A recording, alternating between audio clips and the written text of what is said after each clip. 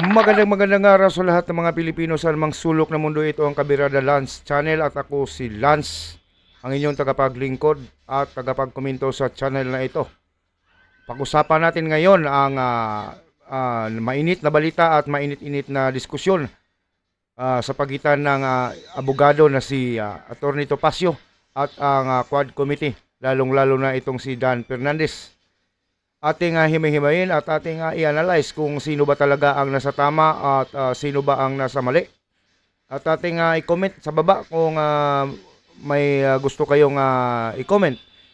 At para naman sa hindi pa nakasubscribe, paki-subscribe na lang at paki-hit ng notification bell at tayo'y magsama-sama sa lahat ng panahon sa future na gagawin kong mga video.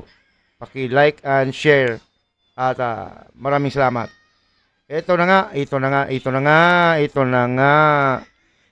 Atin ang pag-usapan ngayon ang awayan ng abogado na si Topacio at si Dan Fernandez. Sino ba talaga dito ang tinatawag nilang mga bagtikan, yung mga agresibo? Sino ba yung mga mayabang dito sa dalawang panig na ito, no? Kung sino ba talaga yung hambugiro. Yung sa Bisaya pa, napakayabang na mga tao. Sige, pakinggan natin. Pakinggi.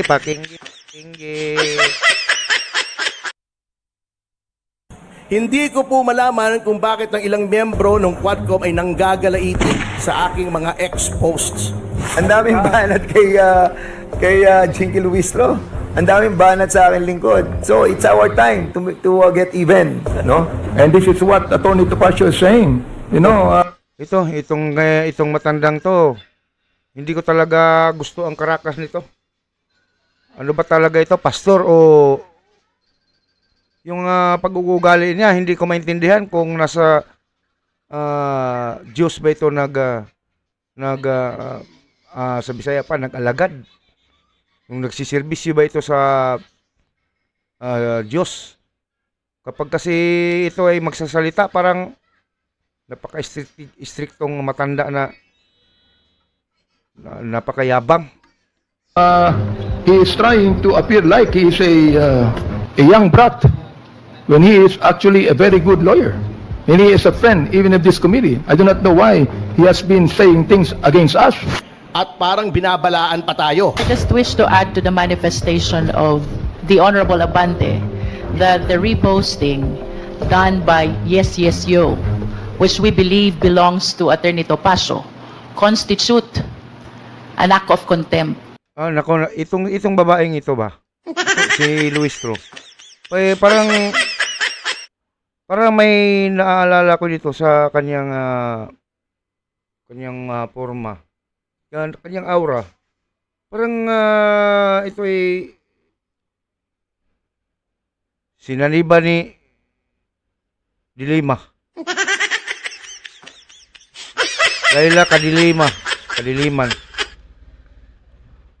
Because that constitutes disrespect to the members of this committee.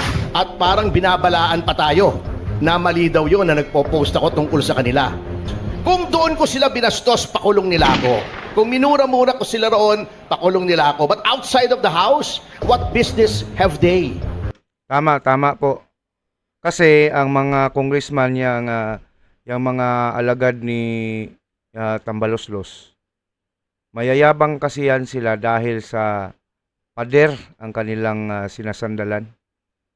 Wala nang takot at tila ba'y kanila na ang lahat ng panahon. Tila ba'y feeling nila na hindi na sila, wala na sila talagang pakundangan sa pagyayabang dyan at gusto nilang sila na ang batas. Sila na ang mataas sa lahat ng mga bisita dyan. Wala nang galang sa mga resource person. Marami naman ako nakitang mga ganitong hearing, pero sa ngayong panahon lang na ito, makikita natin ang mga congressman na ito na walang sinisino eh. Sige, yung paghahamon ni Atty. Topacio, subukan nyo nga nang magkaalaman na kung sino ba talaga ang magaling. Hindi naman kayo mga abogado. Ha? Bakit pinagbawalan nyo na mag-advise yang si Atty. Topacio na trabaho ng abogado na hindi mapahamak yung kanyang kliyente dyan sa mga pagtatanong ninyo na ang layo na talaga sa in aid of legislation, di ba? O sige, tuloy. in na at taking me to task for exercising my freedom of expression. Eh kung ganyan yung mga yan, if they're coming after me, they may be coming after you later. Akala yata nila silang batas. Number 2, Boom. yung last hearing po, nagsalita si Congressman Fernandez na kung ano-ano, na very unseemly for a public official. Alam mo, pahabain niya ang kaso para at least makuha lahat ng pera mo. Oh, tingnan mo nga itong karakas ni Dan Fernandez. Parang sinisiraan pa niya ang abogado sa kanyang kliyente. Magsalita ka, ibig sabihin ni Dan Fernandez. Magsalita ka na kasi pinahaba lang yung kaso na ito.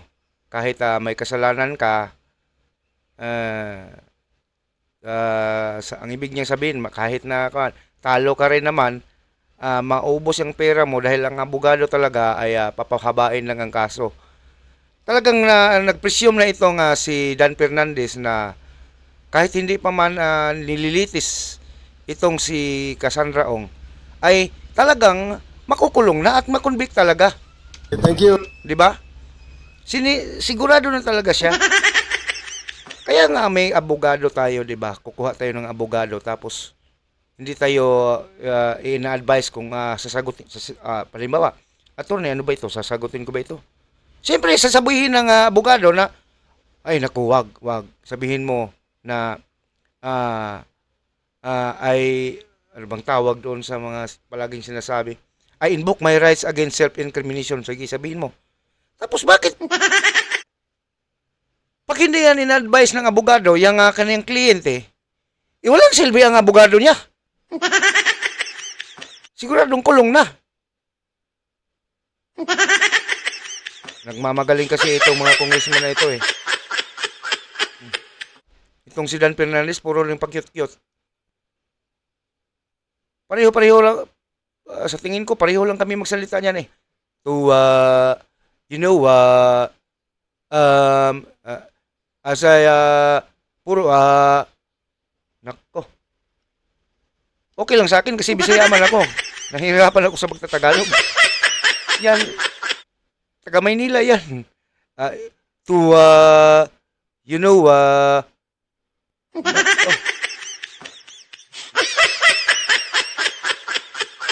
Ayaw papasagutin ang ayaw pumayag nila ng mag-advise ang abogado. Bakit nasa rules ninyo na magdala kayo ng abogado dyan sa likod?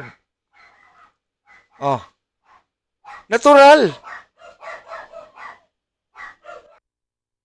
Thank you, Congressman Fernandez. Kaya yung wag daw sundin yung abogado niya. Kasi gusto lang magtagal yung kaso para makuha lahat ng pera niya. Tama ba yun? Kayong magtanong sa sarili nyo. Tama ba yun for any person, especially a public official, para gawin mo yun? By that alone, you are undermining the right to counsel because you are trying to destroy the bond, the sacred bond between lawyer and client. Bago sasabihin pa nila, wrong advice, hindi Tama. yun eh. Kung talagang naniniwala si Congressman Dan Fernandez sa sinasabi niya, I challenge him. Huwag doon mo sa loob ng committee hearing sabihin where you are protected by the Boom. cloak Sige. of parliamentary privilege. Nako. Di kita pwedeng galawin doon. Punta tayo sa labas. Dan, doon mo ulitin para wala kang parliamentary privilege. Or better still, magkita tayo sa neutral territory, ulitin mo sa harap ko. Tignan natin kung ano mangyayari. Sige. Oh. Tingnan natin, Yun lang. tingin. Kasi, titirahin mo ako, sisiraan mo ako, nakatago ka. Meron kang bulletproof nung parliamentary privilege Kasi mo. mga kaibigan, mga kabirada, kapag nasa loob ka ng hearing ng Kongreso at ikaw ay naimbitahan doon or ikaw ay isang abogado, yung lahat ng mga nasa loob, walang ibang mas makapangyarihan doon kung hindi yung mga kongresista at ang nakaupo na kongresista doon, lalong-lalo na ang mga chairman or ang chairman mismo. Hindi ka talaga pwedeng sumasagot-sagot na taliwas or binabastos mo ang mga yan or binabara. Kasi ikaw ay makuntim ka dyan. Diba? So, itong si Atty. Topacio, hindi niya pinalagan yung mga pinagagawa ng mga kongresista dyan. Yung nagbabala si Barbers na Atty. Topacio, isa na lang. Hindi lumaban si Atty. Topacio dahil alam niya na wala siyang laban doon. Pero pagdating sa labas, kasi yung mga kongresista, pag sila na yung nasa loob, sila ang wala kang pwedeng gagawin sa kanila dahil hindi mo sila makakasuhan dyan. Wala kang laban talaga kahit ilapit mo yan sa korte. Wala kang laban dahil immune sa kaso yung mga yan pagdating sa hearing. Kung anong mangyari dyan sa hearing, sila pa rin ang nasa tama. Kahit ano pa ang mangyari, kahit abogado ka pa, kahit ikaw na pinakamagaling na abogado, sisiw ka lang sa kanila kapag nandun ka sa loob. Pero iwan ko lang pagdating sa labas kung meron pa bang pakpak ang mga kugtong na yan. Oh. Sige, patulan mo, Congressman Dan Fernandez. Puro ka lang pakyut eh. Sige. Patulan mo yung hamon ni Atty. Topacio. Tingnan natin. Hindi ko rin alam kung anong mangyari. Basta sabi ni Topacio, tingnan natin. Pero sa palagay ko, nasa tama itong si Topacio dahil alam niya ang batas. Nag-aral yan ng batas. At napakagaling na abogado yan. Hindi yan kukunin ng mga sikat na mga artista, mga politiko na kanilang abogado kung hindi magaling yan. Siguro nga, mahal ang bayad dyan na abogado na yan. Kasi magaling nga. Diba? Sige, subukan mo nga patulan. Sa bagay, marami naman kayong pera kasi may marami naman kaming, wag na lang. Baka, sarap magsalita ng walang limit eh. Sige. Anong klaseng usapan yan, di ba? Yung right against self-incrimination, tama po naman si Congresswoman Luistro. You invoke that whenever a self-incriminatory question is asked. Tama siya. I agree with her. Magaling naman si Congressman Luistro, lalo na pag may binabasa. Okay? Natin yung post. Hindi ko po malaman kung bakit ng ilang membro ng Quadcom ay nanggagalaiti sa aking mga ex-posts. At parang binabalaan pa tayo na mali daw yun na nagpo-post ako tungkol sa kanila. Hindi po ba meron tayong libro dito sa ating bansa? Manipis na libro lamang yon. Ang tawag doon ay Saligang Batas. At kung ikaw ay pupunta sa Article 3 noon, nakalagay ay may freedom of expression. In fact, nakalagay doon, no law shall be passed abridging the freedom of expression or of the press or of the right of the people to peaceably assemble for to petition the government for a redress of grievances. Kung ang buong Kongreso ay hindi pwede na magpasa ng batas na pumipigil sa freedom of expression, what makes 2 or 3 members of the House think that they should curtail my freedom? That they should talk against me doon pa sa halls of Congress, taking me to task for exercising my constitutional right. Bakit sila ma-offend? Di ba sabi na ng Korte Suprema? Public officials should not be onion skin. 2 kaso sinabi yan ng Korte Suprema. Sabi ng ating civil code, pronouncements of the pronouncements of the Supreme Court are part of the law of the land. Mambabatas ka. When you took your oath of office, you swore to uphold and protect the laws, the Constitution and the laws of the Republic.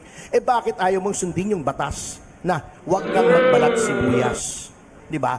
Kayo ay mambabatas, hindi kayo ang batas at hindi nyo nga pwedeng magpasa ng batas na pumipigil sa freedom of expression. Why are you trying to intimidate me by exercising my freedom of expression outside the halls of the... Wala nang freedom of expression ngayon sa kanila kasi kanila nang bibirahin kung sino man ang magsasalita laban sa kanila. Kasi sila talaga ngayon ng panahon na ito ay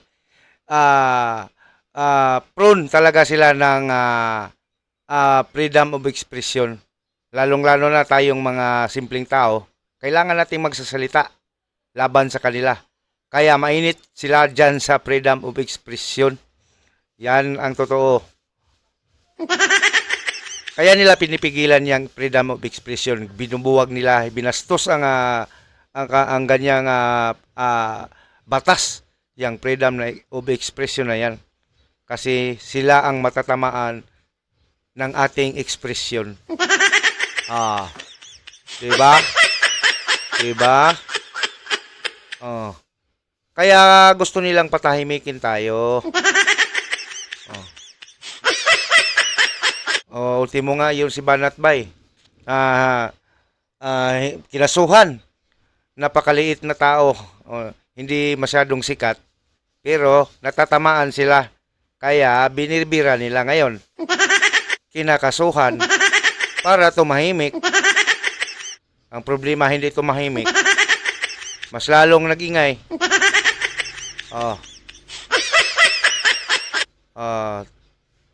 Sige. house. Kung doon ko sila binastos, pakulong nila ako. Kung minura-mura ko sila roon, pakulong nila ako. But outside of the house, what business have they in at taking... Nagsaligma na sila. Ang yabang nila kasi hindi sila diyan makakasuhan. Hindi sila matamaan ng kaso kasi sabi ni ito si Atty. Topacio ay naka-bulletproof ang mga yan ng immunity. Hindi pwedeng kasuhan. Kaya kahit ano ang sasabihin nila diyan, kahit ano pa bang gagawin nila diyan, walang kaso. Kahit nang babastos na sila ng resource person, lalo-lalo na itong abogado pa naman, kanilang binibira. Ano ba itong mga utak ng mga ito? Hindi nila alam na abogado? Sila hindi. Nako, akala siguro nila na simpleng-simple lang ang mag-aral ng abogado, ng abogasiya. Ay, nako, kayo talaga, oo. Me to task for exercising my freedom of expression. Kung ganyan yung mga yan, if they're coming after me, they may be coming after you later. Akala yata nila silang batas. And then, eto pa every person has the right to counsel. 2 beses pong na-violate siya ng House. Unang-una, nung unang session, kailan ba yon? Yung unang lumabas si Miss Cassie Leong, noong ayaw nila akong palapitin sa aking kliyente just because they cannot get the answers that they want. Di ba ginagawa nila na hindi na palapitin? Pero, absuelto sila dahil immune kasi. Hindi na sila sumusunod sa rules. Wala nang rules dyan. Nako. Kasi ang yayabang kasi sa kanila ang panahon ngayon. Kanila talaga. Wala talagang kahit naman siguro ako kung ako ang nasa panig ako ngayon ni Tambaloslos. Bibira talaga ako ng bibira kasi walang mangyayari sa akin dahil nakapadir ang aking katawan. Napalibutan ng napakatigas ng mga paril. Ano bang tawag sa Tagalog niya? Mga koral. Ano ba yung padir? Padir pala. Napalibutan ng aking katawan ng matinding padir. Yung padir ng laking katawan, napaka... Yung mataba, yung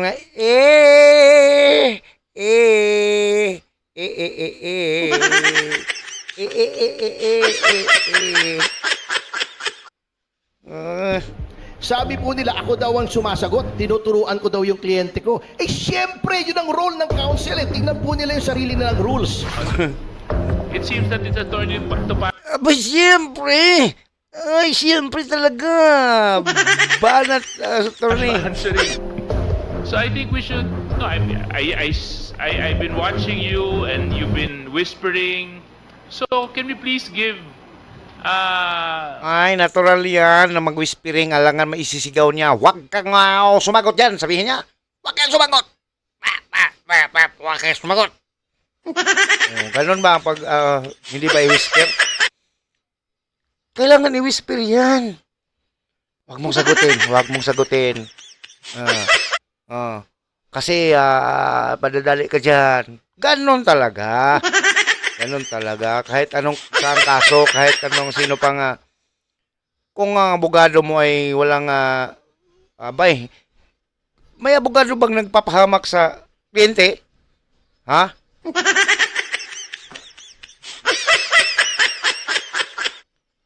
Siyempre sabihin niyang huwag mong sagutin. Kasi alam nyo, yung hearing na yan ay hindi naman yan korte. Nako, kapag nagkakamali ka sa pagsagot yan dahil wala kang abogado, tuloy-tuloy ka na. Tuloy-tuloy ka na sa kangkungan. Kaya may abogado. Oh, bakit hindi nyo mapayagan na mag-whisper yang si Topacio na abogado man yan ni Cassandra? Dapat nasa rules ninyo na walang abogado. Meron pinapayagan sa rules ninyo na may abogado kayong dalhin dito. Di ba? Hindi kayo nagbasa ng rules or binabaliwala na siguro ninyo ang rules. the resource person the opportunity to answer truthfully. Attorney Topacio, may we ask you to refrain from answering in behalf of your client? So, Cassie, ikaw ang sumagot. Okay? Thank you. Attorney Topacio, Siyempre, si Cassie ang sumagot. Si Cassie ang sasagot, hindi ang abogado. Ang trabaho ng abogado ay mag-whisper. Ibubulong niya kung anong dapat niyang sabihin. At ang ibulong niyan, si panigurado, alam ng abogado na ang tanong nyo ay makasisira sa kanya, makapapahamak sa kanya, at pwede siyang gamitin, ang mga sagot ni Cassie ay maging ebidensya laban sa kanya. Kaya may abogado para hindi magkaganon ang sitwasyon na hindi siya mapahamak. Buti pa kung hindi abogado. Kayo, abogado. Joke lang. with all due respect, no, I mean, I don't mean no offense to you, but it's just that let's allow the resource person the freedom to explain her side and to explain how she's involved or not involved in this situation, because this is her opportunity to clear her name. Thank you very much, Mr. Chair. The counsel should advise the client. Baka sinasabi nilang ini-invoke daw yung right to remain silent upon my advice. Siyempre, abogado ako, ina-advise ko siya. The right to be silent is in the Constitution. Anong unang trabaho mo sa buhay mo? Pasensya na po ulit. I refuse to testify po. Saan ka nag-college? This will not incriminate you. It Bakit? will po. Yang tanong-tanong mo na yan, konektado ba yan sa in aid of legislation? Sige. Konektado ba yan? Aid of legislation, gagawa kayo ng batas na hindi pa kumpleto. Kunyari, yung pogo na yan, bagong-bago yan na krimen, gagawan yan ng hearing. Pero, paano yun, ano pang kulang sa pogo na ipinahinto na naman yan ng presidente? Ano pang batas na gagawin mo dyan? Ang tanong na saan ka nag-college? May connection ba yan sa paggagawa ng batas? Dahil pag sagutin ka, example ni Cassandra na, ay hindi ako nag-college. Sulat mo ngayon. Ito pala. Kailangan na mag-college pala ang tao para hindi magpugo. Ganon!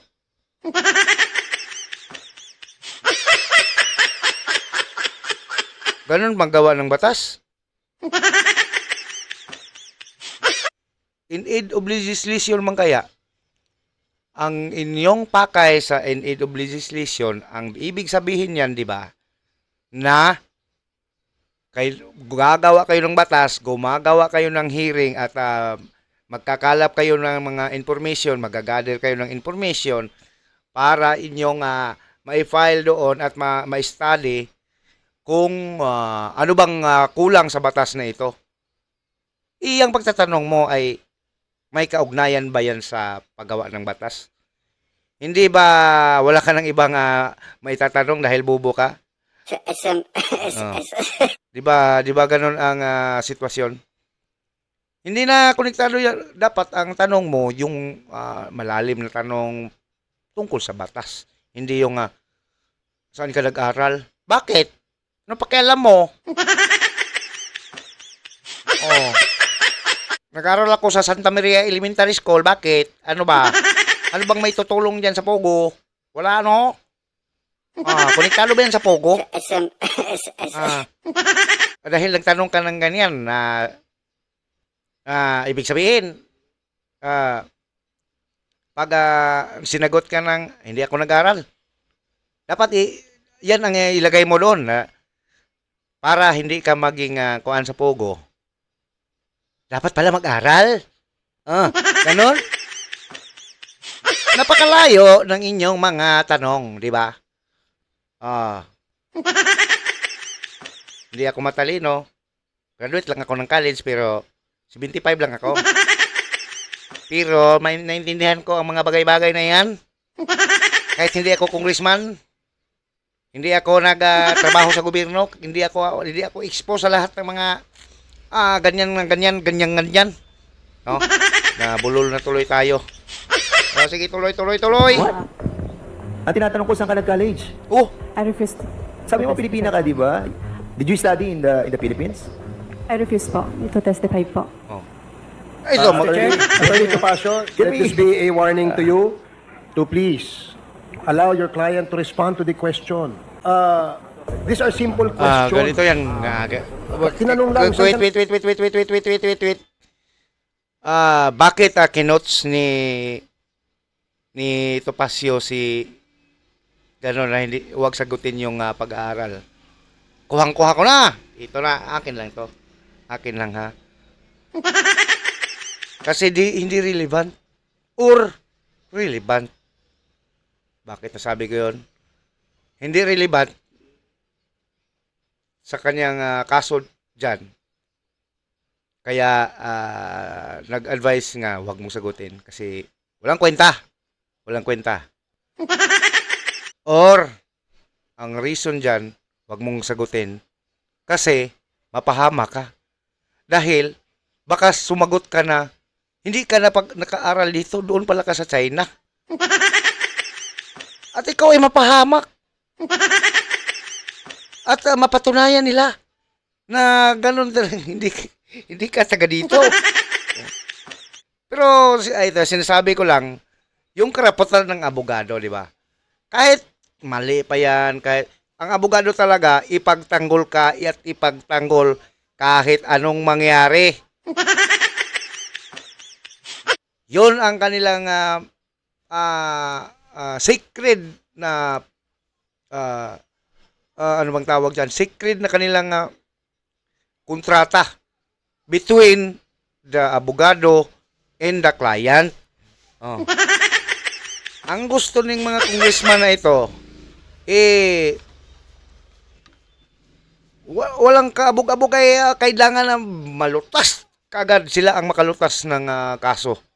At nagpapasikat itong mga ito, nag-uunahan na makapaamin kung sino man ang mga kanilang ipinatawag dyan na mga tao sa hearing para sumikat sila at ipagmayabang nila kung dahil sa akin napaamin ko si Kuan, si ganito. Di ba? Hindi nila naintindihan na hindi sila ang korte. Wala silang pakialam sa krimen na yan.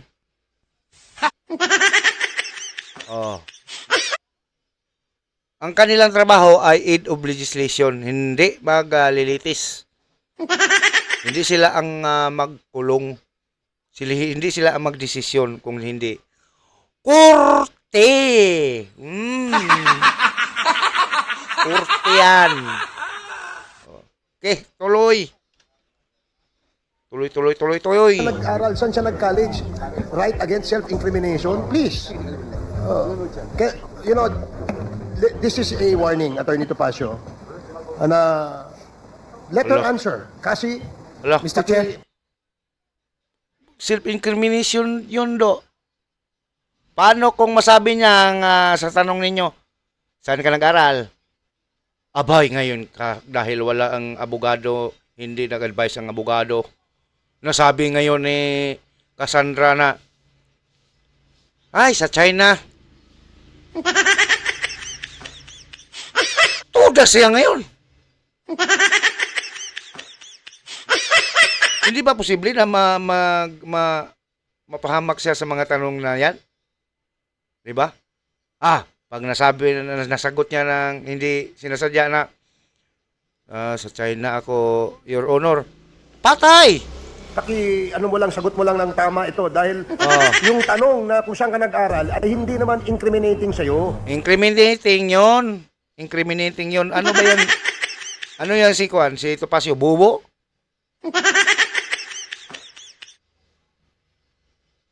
Kung hindi masadya na masabi ni Cassandra na, ay, sa China, Your Honor, todas na. Hindi ka pala taga dito. So, therefore I conclude na you are, padala ka talaga dito. Magkasabot kayo ni hindi kayo Pilipino, kayo tinanim lang dito sa Pilipinas para mag-spy. Di, todas na. Anong silbi ng abogado kung ganun ang mangyari? Bakit refuse to answer? Papipilitan kami i-contempt ka. Contempt na naman. Parang yung sa paper ni Cassandra, pero nakagad sagot ang pinuturo ni Attorney Topacio eh. 'Di ba? So I will give you another chance, Attorney Topacio. Nako, Mr. Chairman. binigyan pa ng chance. My advice, siyempre abogado ako, ina-advise ko siya. The right to be silent is in the Constitution. Yun po ang hindi na-address. Karapatan nilang hindi sila magsalita kahit buong araw sila dyan na hindi magsasalita kahit konti na boses. Karapatan nila yan. Wala kayong magagawa. Pero itong mga ito, pinipilit na magsalita ka. So, ngayon ay mayroong abogado. Nagsalita nga. May abogado na pinipili lang talaga ang gustong sagutin. Karapatan nila kung aling tanong ang hindi nila sagutin. Ohoy, purbida ninyo. Namin the right against self-incrimination and the right to remain silent. Yung right against self-incrimination, tama po naman si Congresswoman Luistro. You invoke that whenever a self-incriminatory question is asked. Tama siya. I agree with her. Magaling naman si Congressman Luistro, lalo na pag may binabasa. Magaling siya. Anyway, yung right to remain Ito naman si attorney, pinupuri na, may pitik pa rin. silent, absolute po yun.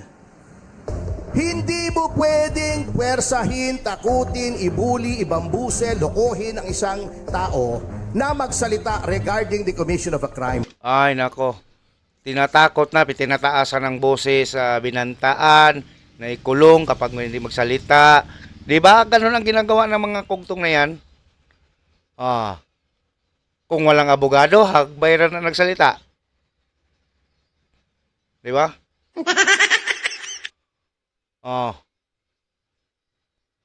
Ay, nako. Nako talaga.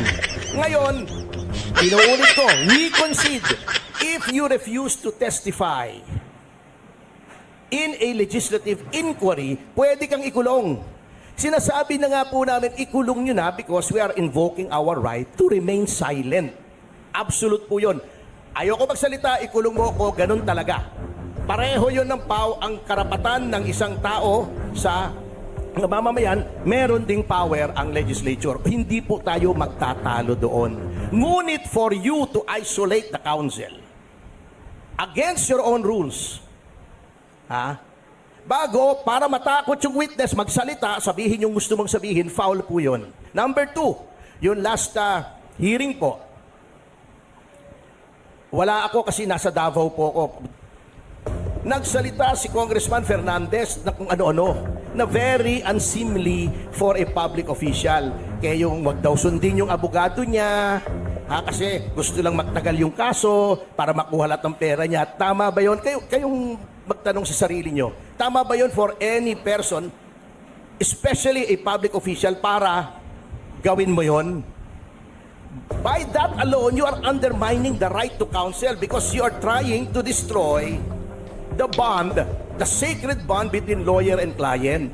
Binibigyan mo ng duda just because sumusunod yung tao sa advice of counsel na yung waiver na pinangako namin ay binawi namin. I-explain ko kung bakit namin binawi yung waiver. Kasi po, nung sinabi namin mag-execute kami ng waiver, the next day, ang Department of Justice ay nag-file ng 84 cases of money laundering against Miss Cassandra Leong, among others. Ano pong pruweba ba pag money laundering? Hindi ba yung movement ng funds sa bangko? Di ba may right against self-incrimination? So by executing that waiver, you are now violating our right against self-incrimination. Parang ibinigay na namin lahat ng ebidensya ng gobyerno. Ano nangyari sa presumption of innocence? Anong nangyari sa due process? Kaya binawi po. Hindi na, ang tingin nila, hindi na inosente ang si Cassandra. Gusto nilang easy. Easy lang ang paggawa ng... gusto nilang madalian na paglutas ng kasong yan. Namin, nang gagalaiti sila, hindi nila maunawaan. Okay. Kaya mga kaibigan, kayo kung saan ang gusto ninyong kung sino ang nasa tama, paki-comment lang dyan kasi sa aking palagay, ang itong abogadong ito ang nasa tama dahil makikita naman natin ang mga lantugi nila, mga usapan at mga rason. Ito kasing Quadcom, hindi na talaga ako believe dito. Alam nyo, hindi ako one-sided na tao. Pinakinggan ko papakinggan ko ang lahat ng mga panig. At sa nakita ko, marami talaga ang kabulastugan ng ginawa nitong mga kongresista ngayon sa panahon na ito. Kahit ano pang, kahit isipin ko na tama sila kasi nasa gobyerno sila at itong isa baka nagpalusot lang. Pero nakita ko talaga yung nasa gobyerno na side ang mali. So yun. Sana next na video na gagawin ko mga kabirada ay papanoorin niyo. At ako naman ay willing na gagawa pa ng iba para naman sa ibang mapaliwanagan. Kahit hindi masyadong magaling ako magpaliwanag, ganun talaga. Sisikapin ko talagang magsasalita ng Tagalog even though ako hindi pa nakarating na Maynila. Basta maibigay ko ang impormasyon at makatulong na magbigay ng mga balita dito sa YouTube platform. Maraming salamat at magandang umaga, bayan.